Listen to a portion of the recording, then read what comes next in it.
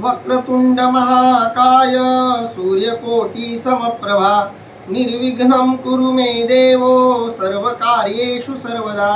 पुंडलीकवरदा हरी विठ्ठल श्री ज्ञानदेव तुकाराम पंढरीनाथ भगवान की जय। माऊली ज्ञानेश्वर महाराज की जय। जगद्गुरु संत तुकाराम महाराज की जय। सब संतन की जय। माऊली महावैष्णव ज्ञानोबारायांच्या परमश्रेष्ठ अशा ज्ञानेश्वरी ग्रंथाचं चिंतन करत आपण ज्ञानेश्वरीच्या 5व्या अध्यायातल्या 120 क्रमांकाच्या ओव्यांपर्यंतचा टप्पा पार पाडलेला आहे। आज आपण या ज्ञानेश्वरीतल्या 121 क्रमांकाच्या ओव्यांच्या पुढील ओव्यांचं निरूपण करणार आहोत, ज्यामध्ये आपण मागच्या 2 दिवसापासून बघतोय की माऊलींनी या ओव्यांमधून विषयांमध्ये रममाण होणाऱ्या जीवात्म्यांचं अर्थात विषयी पुरुषांचं त्यांच्या मानसिकतेचं विवरण विवेचन केलेलं आहे आणि तेच विवेचन पुढेही माऊली क्रमशः करतायत।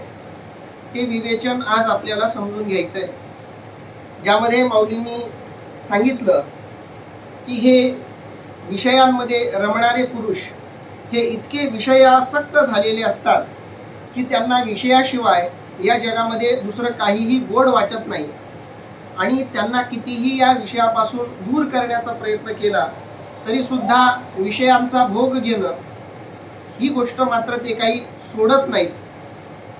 हे एक अनुभवाला येणारं वास्तव स्पष्ट करताना मांडताना माऊली पुढे म्हणतायत, ते अंतर नेणती बापुडे म्हणून अगत्य सेवणे घडे सांगे पूय पंकीचे किडे काय चिळसी घेती। अर्थात ज्यांना त्या विषयाचे दुःख हे आतले स्वरूप असल्याचे कळत नाही म्हणून ते त्याचे अगत्य सेवन करतात। तूच सांग, कुवाच्या चिखलातील किड्यांना कुवाची काय किळस येते। माऊलींनी खूप वेगळ्या अशा सूक्ष्म अशा गर्भित अशा विषयाला या दृष्टांतातून हात घातलेला आहे। या जगामध्ये आवड प्रत्येकाकडे असते, नावडही प्रत्येकाकडे असते। ही आवड आणि नावड कशावरून निश्चित होते हा एक गहन गूढ गंभीर अशा स्वरूपाचा प्रश्न आहे। भौतिक जगतामध्ये शरीरशास्त्राच्या दृष्टीनेही या प्रश्नाची चर्चा या प्रश्नाचं चिंतन होत आलेलं आहे। एखाद्या व्यक्तीला विशिष्ट पदार्थ का आवडतो, त्याच व्यक्तीला दुसरा पदार्थ का आवडत नाही, असा प्रश्न जर चर्चेला घेतला तर त्याची उत्तरं शरीरशास्त्रामध्ये वेगवेगळ्या प्रकारे दिली जातात। अनेकदा असं होतं की बापाला एखादा पदार्थ आवडतो, मुलाला तोच पदार्थ नावडता असू शकतो। आई वडिलांनाही न आवडता पदार्थ एखाद्या वेळी मुलाला आवडू शकतो। मग आपल्याला एखादा पदार्थ आवडतो, एखादी वस्तू आवडते, एखादा खेळ आवडतो, जे काही आपल्याला आवडतं ते आपल्यालाच का आवडतं, आपल्याला ते विशिष्ट वस्तू पदार्थ आवडण्यामागची कारणं काय, याचं थोडंसं सूक्ष्म चिंतन केल्यावर शरीरशास्त्र असं सांगतं की प्रत्येक व्यक्तीच्या शरीरामध्ये काही एक पदार्थांची इच्छा जागृत होत असते, उणीव भासत असते आणि ज्या प्रकारची उणीव शरीराला आहे ती उणीव पूर्ण करणारा जो पदार्थ असेल, ती उणीव पूर्ण करणारं दृश्य असेल, ती उणीव पूर्ण करणारा खेळ असेल किंवा काही असेल, शरीरामध्ये मानसिक दृष्ट्या असेल, शारीरिक दृष्ट्या असेल, जैविक दृष्ट्या असेल, कोणत्या का कारणानं होईना जी एक उणीव किंवा पोकळी तयार झालेली आहे, ती उणीव ती पोकळी ज्याद्वारा भरून निघेल त्या गोष्टी त्या शरीरधार्याला आवडत असतात। आणि मग ही उणीव कशातून तयार होते तर शरीरशास्त्र सांगतं की ते अनेकदा जेनेटिक असतं, अनुवंशिक असतं। म्हणजे प्रत्येकाच्या शरीराला जो रोग येतो, जो आजार होतो, त्या आजारामध्ये बरंचसं प्रमाण वंशिकतेचं असतं। म्हणून एखादा आजार जर झाला तर डॉक्टर अनेकदा असा प्रश्न विचारतात की हा आजार तुमच्या घरात आधी कुणाला झाला होता का?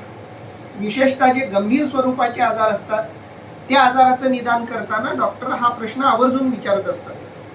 कारण थोडंसं आत खोलात गेल्यावर असं लक्षात आलंय शरीरशास्त्रज्ञांच्या की शरीराला जे रोग होतात, जे आजार होतात, ते आजार ते रोग केवळ याच जन्मातले असतात असं नाही, तर वांशिकदृष्ट्या आधीच्या पिढ्यांमध्ये असलेले जे गुणदोष आहेत ते गुणदोष त्या पिढीतल्या नंतर जन्माला येणाऱ्या शरीरांमध्ये, जीवांमध्येही निर्माण होत असतात. म्हणून माझ्या शरीराला जे काही हवंहवंसं वाटतं ते हवंहवंसं वाटणं हे माझ्या शरीरातल्या कोणत्या तरी दृश्य गोष्टीला पूर्ण करत असतं. त्या उणिवा पूर्ण करणाऱ्या ज्या गोष्टी आहेत, ती पोकळी पूर्ण करणाऱ्या ज्या गोष्टी आहेत त्या गोष्टी या शरीराला आवडत्या होतात. आणि ज्या गोष्टी या शरीरामध्ये परिपूर्ण झालेल्या आहेत, ज्या पदार्थांच्या अनुभवानी हे शरीर, या शरीरातल्या दृश्य गोष्टी परिपूर्ण झालेल्या आहेत, तृप्त झालेल्या आहेत, अशा गोष्टी या शरीराला नावडत्या व्हायला लागतात. असा या शरीराचा एक स्वाभाविक धर्म आहे, स्वाभाविक गुणधर्म आहे. अगदी थोडं वरच्या पातळीवरून आपण या गोष्टीचं चिंतन केलं तर सहज लक्षात येतं. जसं आपल्याला एखादा पदार्थ आवडतो, तो आवडणारा पदार्थ आपण सलग खात गेलो, सारखा खात गेलो की एक वेळ अशी येते की तो सर्वाधिक आवडणारा पदार्थ नावडणारा बनून जातो. शरीरामध्ये साखरेचं एक विशिष्ट प्रमाण असावं लागतं. शरीराला लागणाऱ्या साखरेच्या प्रमाणाच्या बाहेर साखर या शरीराला मिळाली की शरीर ती साखर नाकारायला लागते, त्यागायला लागते. आणि जर तरीही तुम्ही त्या शरीराला ती साखर देत गेलात तर मग ते शरीर अपाय करायला लागते.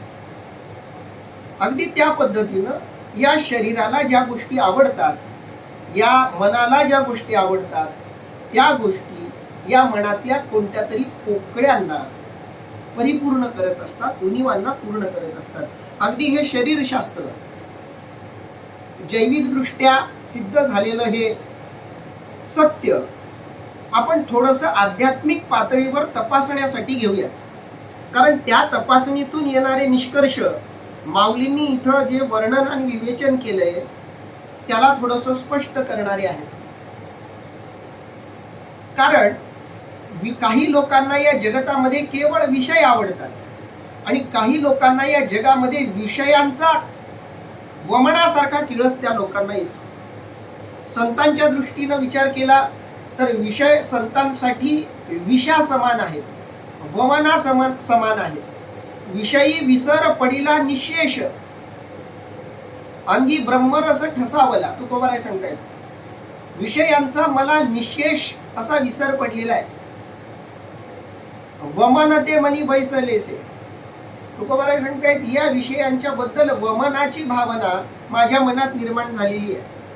म्हणजे एखाद्यानं उलटी केलेलं, ओकारी केलेलं अन्न बघून जसा किळस यावा, ते अन्न खावं अशी कुणाची जशी प्रवृत्ती होत नाही, अगदी तशी आम्हाला विषयांच्या उपभोगाची इच्छा होत नाही असं तुकोबाराय म्हणतायत.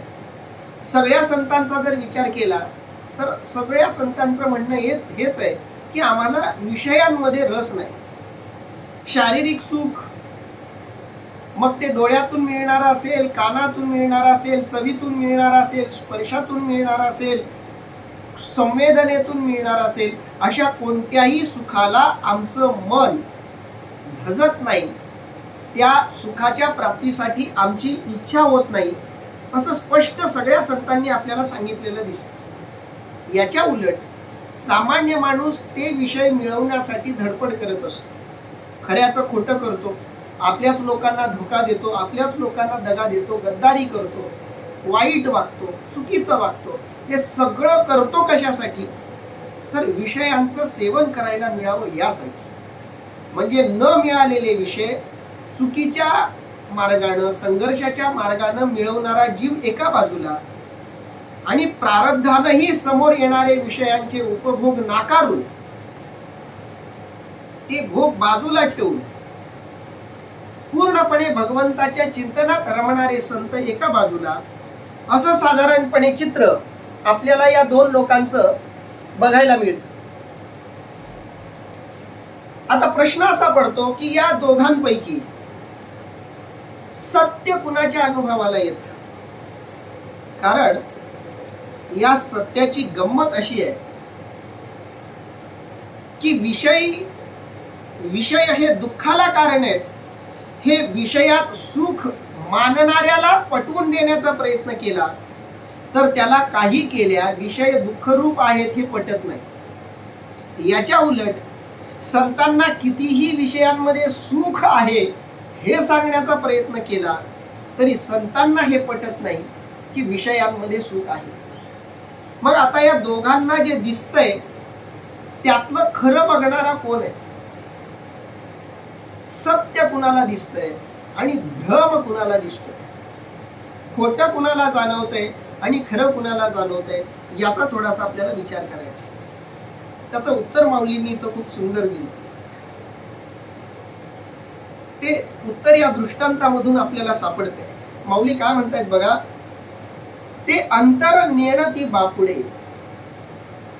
बापुडे शब्दाचा अर्थ आहे गरीब, बिचारे, लाचार. या अर्थानं माऊलींनी तो शब्द वापरलाय. ते अंतर नेणती. अंतर म्हणजे अंतरंग. नेणती त्यांना विषयांचं अंतरंग माहिती नाही, विषयांचं खरं रूप माहिती नाही. म्हणून अगत्य सेवने घडे. अगत्य म्हणजे आग्रहानं. त्यांना खरं रूप विषयांचं अंतरंग कळालेलं नाही त्या बिचाऱ्यांना, म्हणून ते आग्रहानं विषयांचं सेवन करतात किंवा आग्रहानं त्यांच्याकडून विषयांचं सेवन घडतं. कारण त्या बिचाऱ्यांना विषयांचं अंतरंग स्वरूप कळालेलं नसतं.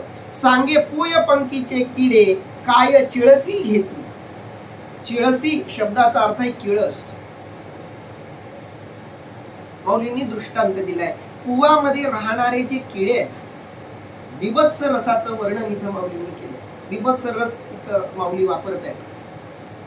जखम झाल्यावर तिथं पू होतो आणि त्या पुवामध्ये किडे होतात. त्या किड्यांना त्या पुवाचा कधी किळस येतो का? आपण जेव्हा त्याच्याकडे बघतो त्या पुवाकडे तेव्हा आपल्याला किळस येतो, राग येतो, चीड येते. पण त्या किड्यांना त्याची कधी चीड येत नाही, किळस येत नाही. असं का होतं? त्याचं कारण असं आहे की त्यांच्या शरीराला त्याच गोष्टीची आवड निर्माण झाल्यामुळं, त्यांच्या सूक्ष्म शरीरात तशाच गोष्टींची विषय वासना राहिल्यामुळं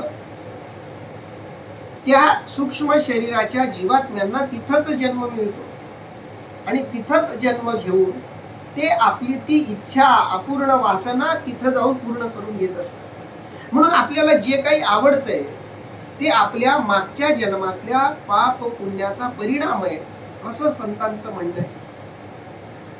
तुम्हाला परमार्थ आवडत असेल, तुम्हाला भगवंताचं नामस्मरण आवडत असेल तर ते आवडण्याचंही कारण मागच्या जन्मातलं काहीतरी पुण्य आहे. बहुत सुकृताची जोडी म्हणून विठ्ठली आवडी, ज्ञानोबाराय म्हणतात. प्रचंड असं पुण्याचं गाठोडं तुमच्याकडे असेल तरच तुम्हाला संत साहित्य, संत, नामस्मरण, साधना, परमार्थ, पारमार्थिक क्रिया या गोष्टी आवडायला लागतात. त्या गोष्टी तुम्हाला आवडत असतील तरच तुम्ही तशा प्रदेशात जन्माला येता. पुण्य असल्याशिवाय पुण्यवान देशात जन्मही मिळत नाही. जन्मोजन्मी आम्ही बहु पुण्य केले तेव्हा या विठ्ठले कृपा केली. जन्मोजन्मामध्ये पुण्य करावं लागतं, सत्कर्म करावे लागतात. तेव्हा त्या सत्कर्माच्या परिणामाच्या रूपामध्ये देव या जीवात्म्यामध्ये एक पारमार्थिक उणीव निर्माण करतो, एक पारमार्थिक वासना निर्माण करतो. आणि अशी पारमार्थिक वासना ज्या जीवात्म्यांमध्ये निर्माण झालेली आहे, ते जीवात्मे जेव्हा शरीराला येतात, ते पुण्यात्मे जेव्हा शरीराला येतात, तेव्हा त्या पुण्यात्म्यांना कितीही साधना घडो, कितीही परमार्थ घडो, कितीही नामस्मरण घडो, त्यातून त्यांचं समाधान होत नाही. तुकोबाराय म्हणतात, घेई घेई माझे वाचे गोड नाम विठोबाचे. लाचावले मन लागलीसे गोडी, ते जीवे न सोडी ऐसे झाले. तुकोबाराय सांगतायत या मनाला लालसा निर्माण झालेली आहे, वासना निर्माण झालेली आहे, लालूच लागलेली आहे की कितीही नामस्मरण केलं तरीही मन समाधानी होत नाही, कितीही डोळे भरून बघितलं तरी मन तृप्त होत नाही. आणि म्हणून पुन्हा पुन्हा जन्माला यावंसं वाटतं. घेईन मी जन्म याचसाठी देवा, तुझी चरण सेवा साधावया. देवाची चरण सेवा इतकी आवडायला लागते, इतकी आवडायला लागते की जन्मोजन्मी हीच सेवा देवाची आपल्याकडून घडावी असं त्यांना वाटायला लागतं. या जन्मात आपल्याला जे आवडतंय ते मागच्या जन्मातल्या आपल्या पाप पुण्यात्मक क्रियेचा परिणाम आहे. आणि म्हणून ते पुण्य तुमच्या गाठोडी असेल तर तुम्हाला काहीही न करता परमार्थ आवडायला लागतो. आणि ते नसेल तर कितीही तुम्ही नामस्मरण दररोज घरात चालू असलेल्या घरात जन्माला या,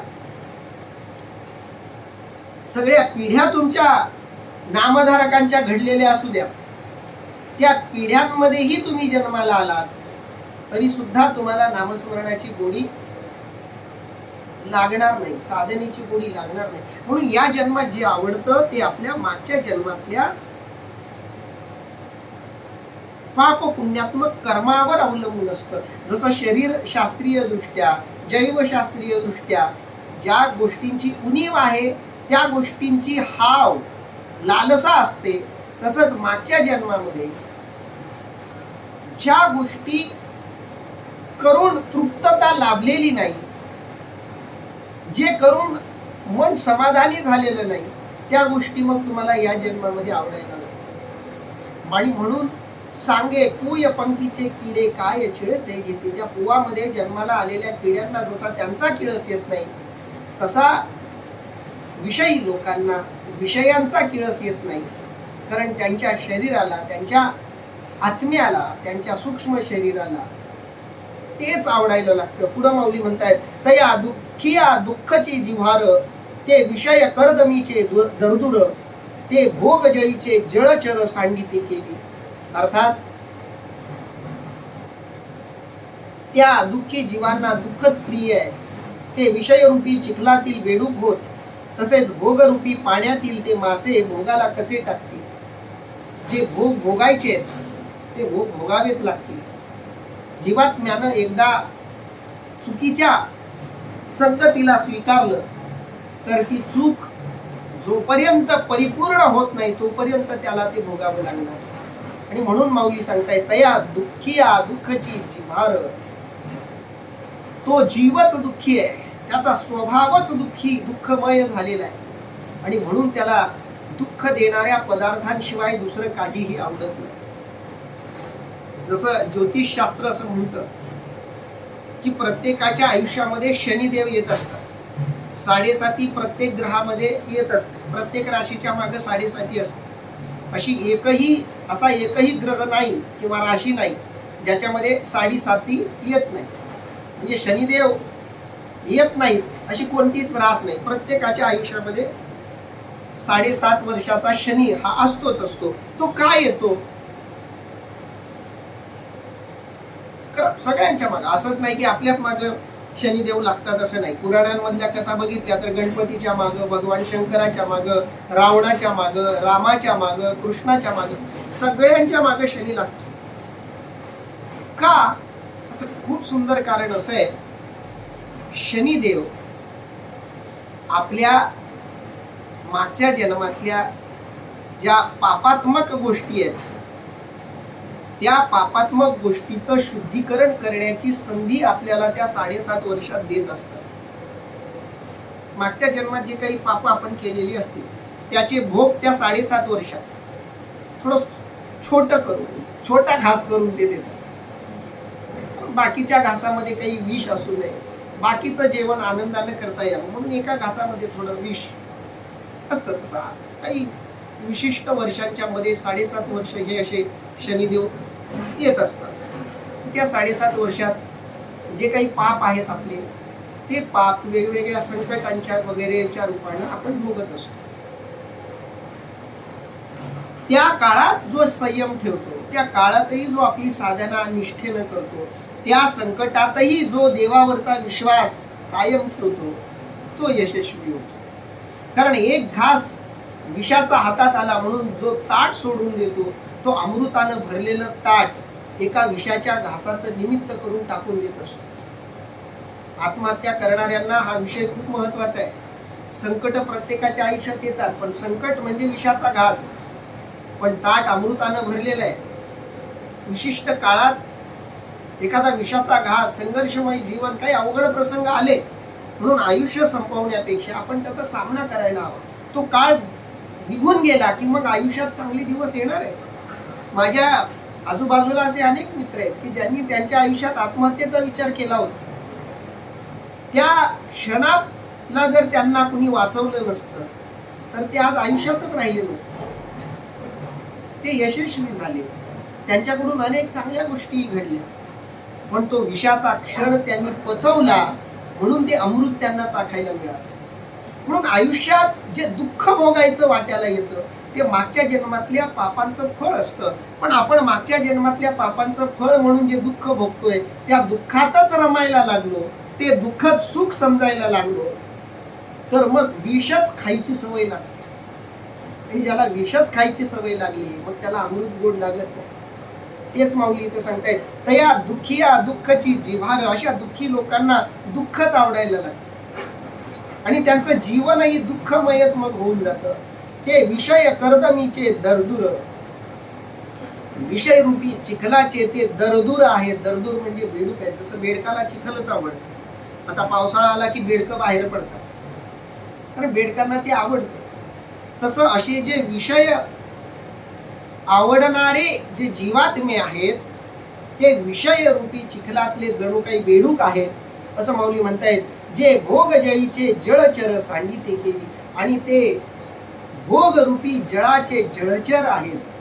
मग ते त्या भोगांना कसे काय टाकतील? ते भोगण्यासाठीच त्यांनी शरीर मिळवलंय, ते भोगण्यासाठीच त्यांना शरीर वापरायचंय. मग हे शरीरच त्यांना जे मिळवण्यासाठी त्यांनी मागितलंय, त्याच्याशिवाय इतरामध्ये ते कसे रमतील? आणि दुःख योनी जिया आहाती तिया निरर्थका तरी नवती, जरी विषयावरी विरक्ती धरिती जीव. अर्थात शिवाय जीव जर विषयाविषयी वैराग्य धारण करतील तर ज्या दुःख योनी आहेत त्या निरर्थक नाहीत का होणार? या विश्वामध्ये सगळं चाललं पाहिजे, सगळं टिकलं पाहिजे, सगळ्याला स्वतःचं अस्तित्व सिद्ध करण्याची संधी मिळाली पाहिजे. भगवंतानं चांगलंही निर्माण केले, वाईटही निर्माण केले. भगवंताबरोबर प्रकृतीही जन्माला आलेली आहे. प्रकृतीही भगवंताच्या बरोबर अस्तित्वात आहे.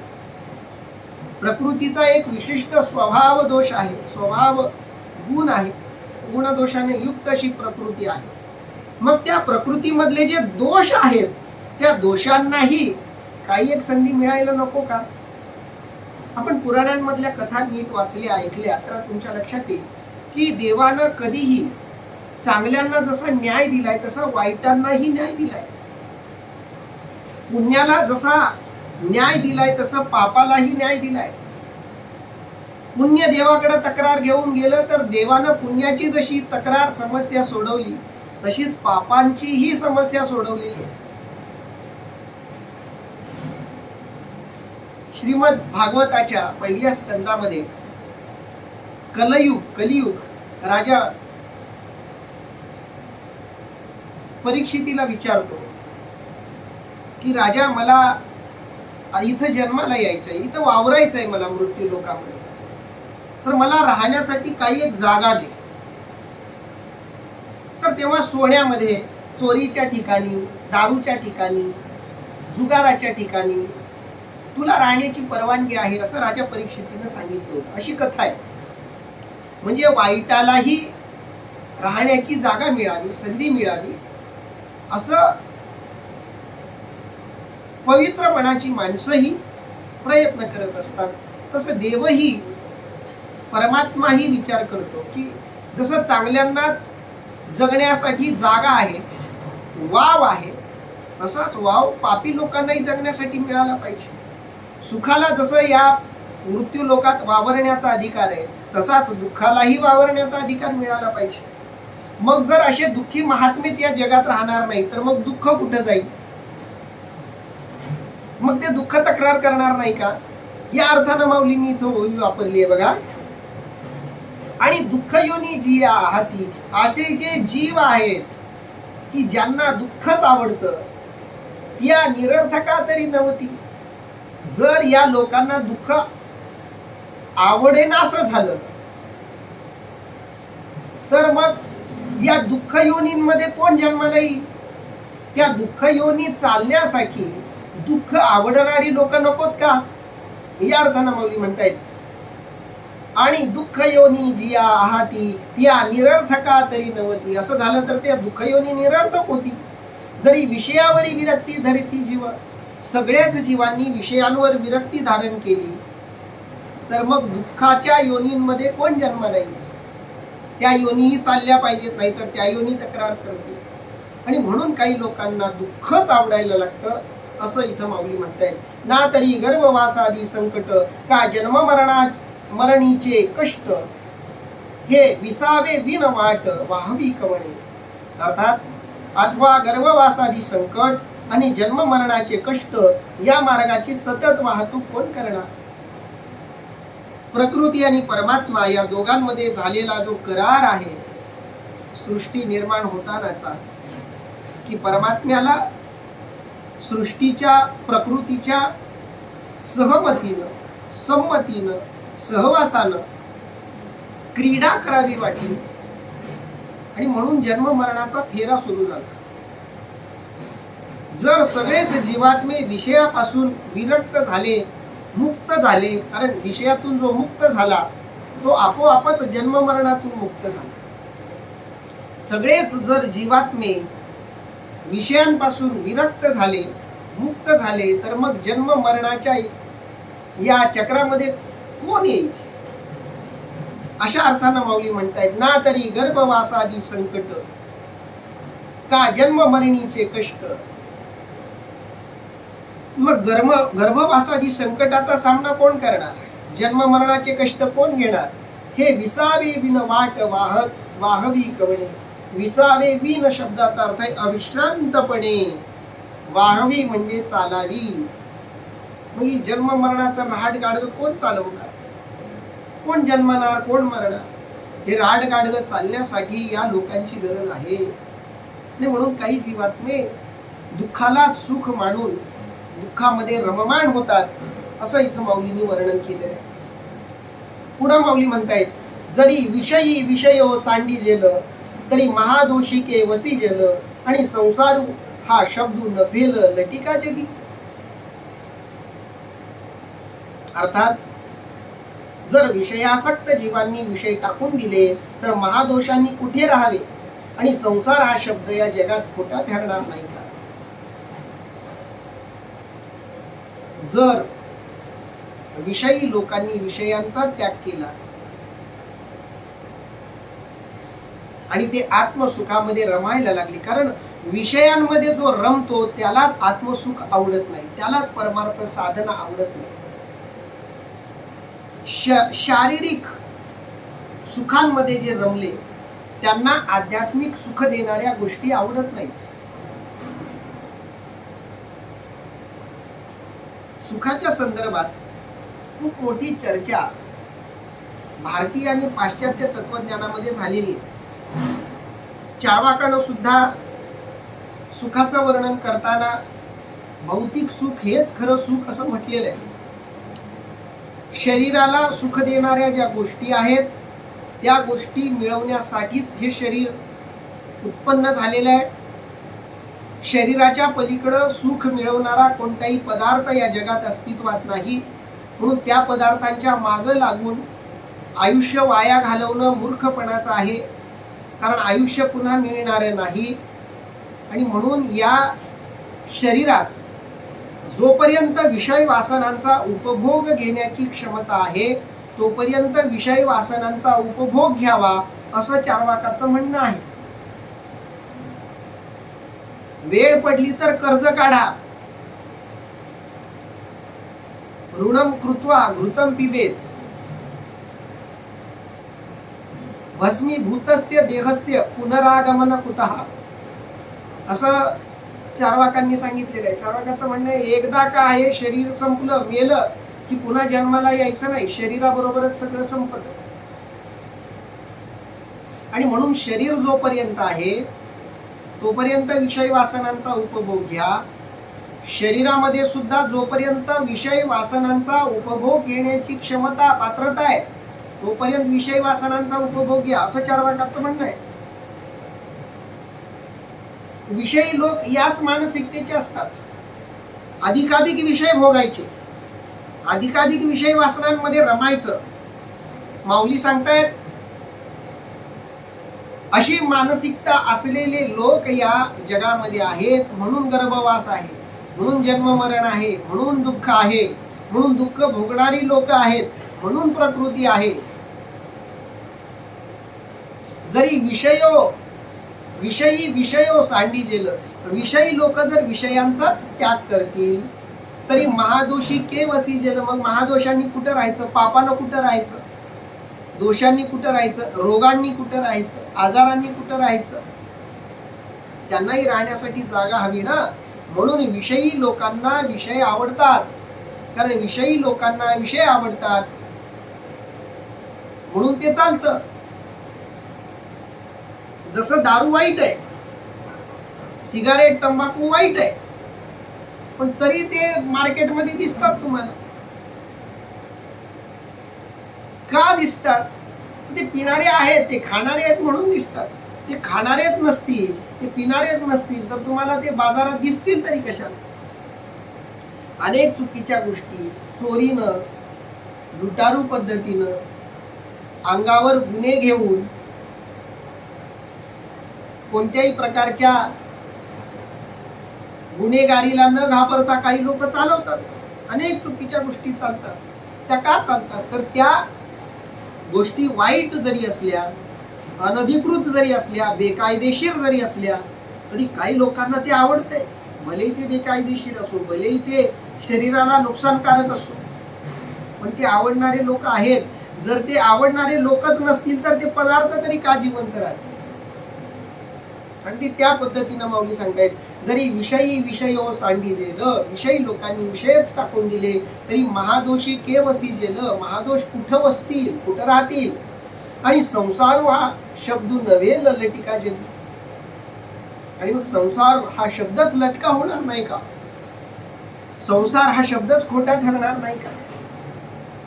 संसार आहे, संसार म्हणजे पुन्हा जन्मनं, मरण, मरून पुन्हा जन्मलं, जन्मून पुन्हा मरण, मरून पुन्हा जन्मनं, जन्मून पुन्हा मरण, याला म्हणतात संसार. आणि हा संसार कोणत्या लोकांसाठी आहे? विषयी लोकांसाठी. ज्यांना विषय वासना आवडतात त्यांनाच जन्माला यावं लागतं. जे जन्माला येतात त्यांना मरावं लागतं. आणि जर विषयी लोकांना विषय नावडते झाले तर मग हा संसार शब्दच खोटा ठरेल. म्हणून अविद्या जात नाथिले ते तिहीची साच दाविले, जी ही सुखबुद्धी घेतले विषय दुःख. अर्थात ज्यांनी विषयापासून होणारे दुःख सुखबुद्धीने स्वीकारले आहे त्यांनीच वस्तुतः नसलेल्या अविद्या मात्राला सत्यत्व आणून दाखविले आहे.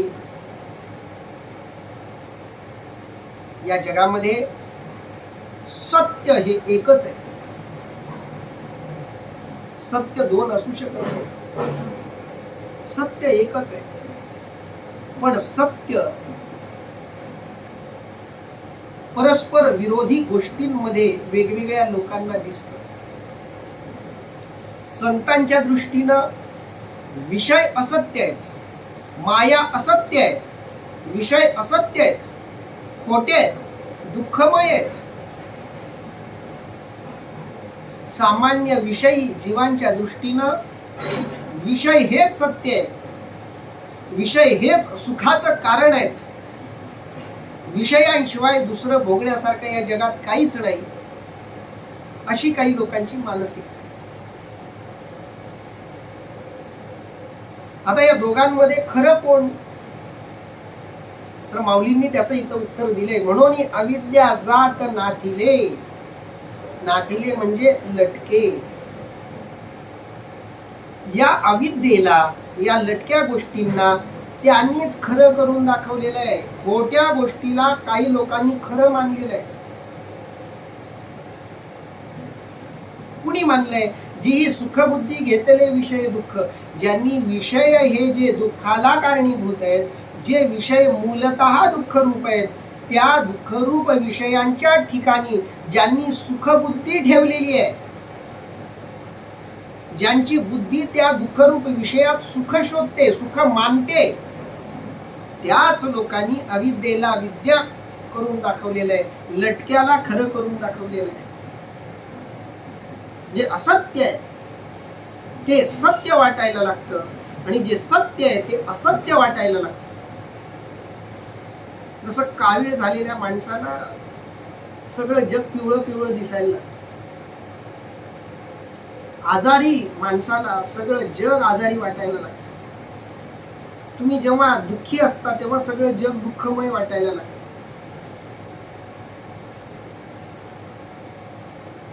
बालकवी नावाचे खूप मोठे कवी मराठीमध्ये होऊन गेले. तर त्या बालकवींनी आनंददायक कविताही लिहिल्या आणि दुःखदायक कविताही लिहिल्या. जेव्हा ते आनंदी असायचे तेव्हा त्यांच्या कवितांमधून सगळे आनंद व्यक्त करणाऱ्या प्रतिमा यायच्या. आनंदी आनंदगडे, जिकडे तिकडे चोहीकडे, वरती खाली मोद भरे, अशा कविता त्यांनी लिहिल्या. आनंद असला आत की त्यांना बाहेर सगळा आनंदच आनंद दिसायचा, आणि आतून दुःख झालं की मग त्यांना सगळं जग उद्ध्वस्त धर्मशाळेसारखं, कलथून खांब गेला, मग तिथे एक पारवा बसून एक निरस असं गीत गातोय, अशा प्रकारची रचना त्यांनी केलेली दिसते. आत दुःख असलं की बाहेर सगळं जग दुःखमय दिसायला लागतं, आतून आनंद असला की सगळं जग आनंदमय दिसायला लागतं. मग जग आनंदमय मानायचं का दुःखमय मानायचं? याचं उत्तर नेहमी मी हेच देतो की हे जग आहे ना, ते दुःखमय आहे ना ते सुखमय आहे. काही काळासाठी भासमान रूपात ते आहे, काही काळासाठी भासमान रूपात ते आहे. ते सुखही देत नाही, ते दुःखही देत नाही.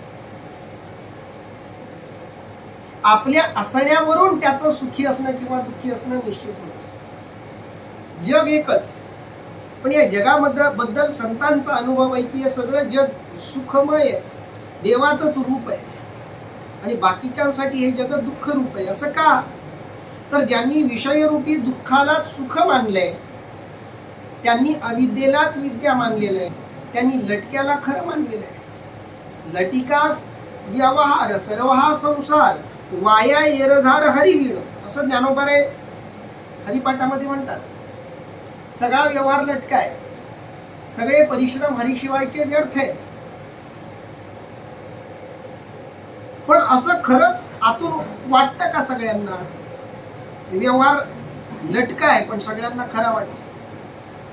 तो लटका व्यवहार चालावा म्हणून काय काय करतायत लोक, किती खोटे नाटेपणे करतायत, किती लांडी लबाडी करतायत, किती अनैतिकता स्वीकारतायत, किती अनैतिक वागतायत.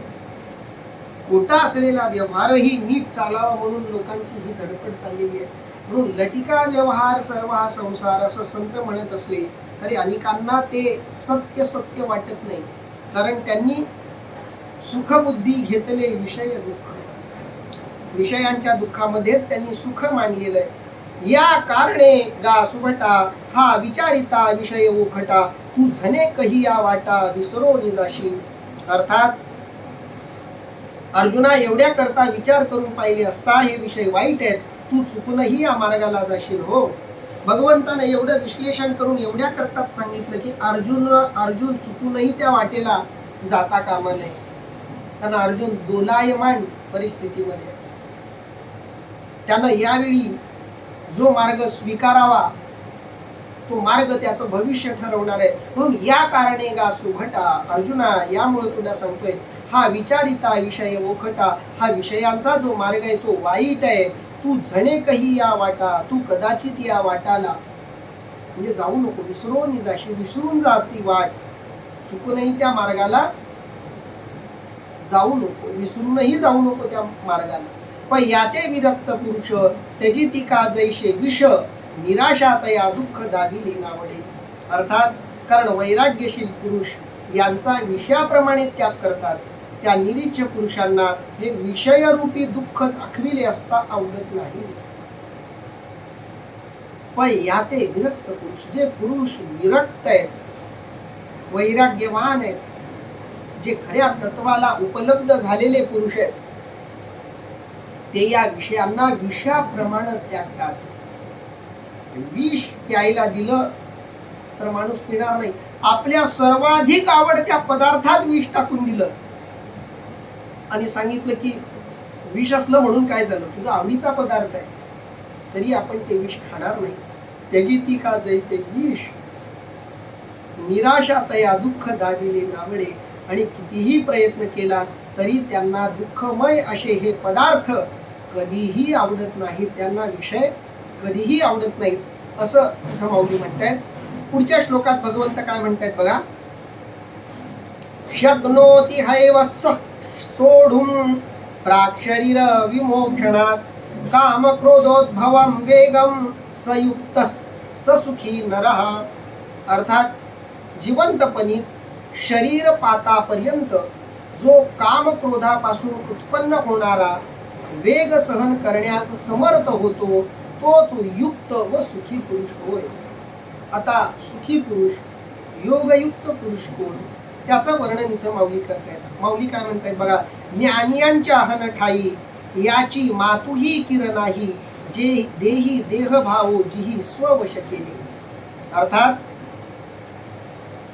ज्ञानी पुरुषांच्या ठिकाणी तर याची गोष्टच नसते, कारण त्यांनी देहात राहून देहभाव स्वाधीन ठेवलेले असतात. ज्ञानी लोकांचं आता वर्णन चाललंय. आतापर्यंत अज्ञानी लोकांचं, लटक्या लोकांचं, दुःखमय विषयांमध्ये सुखबुद्धी ठेवणाऱ्या जीवांचं, ज्यांना माऊलींनी मूर्ख म्हटले, महादोषी म्हटले, महापापी म्हटले, जन्म मरणाच्या चक्रात अडकलेले किडे म्हटले, भोग जळीचे जळचर म्हटले, अशा लोकांचं वर्णन केलं. आता माऊली यांच्या अगदी उलट अशा ज्ञानी लोकांचं वर्णन करतायत. ज्ञानी यांच्या हन ठाई याची मातुही कीर नाही. मातुही म्हणजे वार्ताही मुळीच नाही, त्यांच्या जीवनामध्ये या विषयांची वार्ताही नाही, बातमीही नाही, याबद्दलची कोणतीही चर्चा ते करत नाहीत. का? देही देहभाव जिही स्ववश केले, ज्यांनी देहातच राहून देहभाव वश केले, शरीरात राहून शरीराच्या सगळ्या स्वाभाविक भावनांना ज्यांनी नियंत्रणात ठेवले, आपल्या कंट्रोलमध्ये ज्यांनी घेतले, ते मात्र अशा विषयांच्या स्वप्नातही नादाला लागत नाहीत. जया ते बाह्याची भाष नेणी जेची निशेष, अंतरी सुख एक आथी. अर्थात ज्यांना अंतरात ब्रह्मसुख अनुभवाला आलेले असते, ते बाह्य विषयाची गोष्ट मुळीच जाणत नाहीत. जया ते बाह्याची भाष, बाह्य विषयांची भाषा, नेणी जेची निशेष, त्यांना ती भाषाच कळत नाही. विषयांची पण भाषा असते. आता पुन्हा भाषाशास्त्राचा मानसशास्त्रीय दृष्टिकोन विचारात घेतला तर माऊलींची होवी अधिक स्पष्ट होईल. आपल्याकडे तेवढा वेळ नाही, पण एक पुसटशी झलक आपण त्याची देऊन जाऊयात. आपण एखादी भाषा शिकतो तेव्हा त्या भाषा शिकण्याबरोबर आपलं मानसशास्त्र सुद्धा विशिष्ट पद्धतीनं विकसित व्हायला लागतं. जी भाषा आपल्याला येतच नाही, त्या भाषेतलं कितीही आपल्या उपयोगाचं ज्ञान असलं तरी ते आपल्या काही उपयोगाचं नाही, काही फायद्याचं नाही. समजतच नाही तर ती भाषा काय उपयोगाची. तसं विषयांची जी भाषा आहे ती बाह्य भाषा आहे, आणि ज्यांना अंतरंगाशिवाय इतर कोणती भाषाच कळत नाही, ते या विषयांच्या भाषेला का बुद्धी, ते या विषयांच्या भाषेला का प्रतिसाद देत. म्हणून नेणी जेची निशेष, ते ही भाषा मुळीच जाणत नाहीत. अंतरी सुख एक आथी, अंतर्यामीच्या एकमेव सुखाला ते जाणतात. ते केवळ अंतरंगाची भाषा समजतात. त्यांच्या संवेदनांना केवळ अंतःकरणांची संवेदना माहीत असते. त्यांना विषयाच्या सुखातून मिळणारी संवेदना ही संवेदनाच वाटत नाही, कारण ती भाषाच त्यांच्या संवेदनेला, त्यांच्या मानसिकतेला माहीत नसते, पटत नसते, आणि म्हणून तशा कोणत्याही गोष्टीमध्ये ते रमत नाहीत. परी ते वेगळेपणे भोगीजे, जैसे पक्षी फळ चुंबिजे, तैसे नवे ते विसरीजे भोगिते पण. अर्थात परंतु पक्षी जसा फळाचा उपभोग वेगळेपणाने घेतो तसा प्रकार येथे नाही. या ठिकाणी भोगतेपणही विसरले पाहिजे. याचा अर्थ असा नाहीये की तत्वज्ञानी पुरुष, ज्ञानी पुरुष, आत्मनिष्ठ पुरुष विषयांचं सेवन करत नाहीत.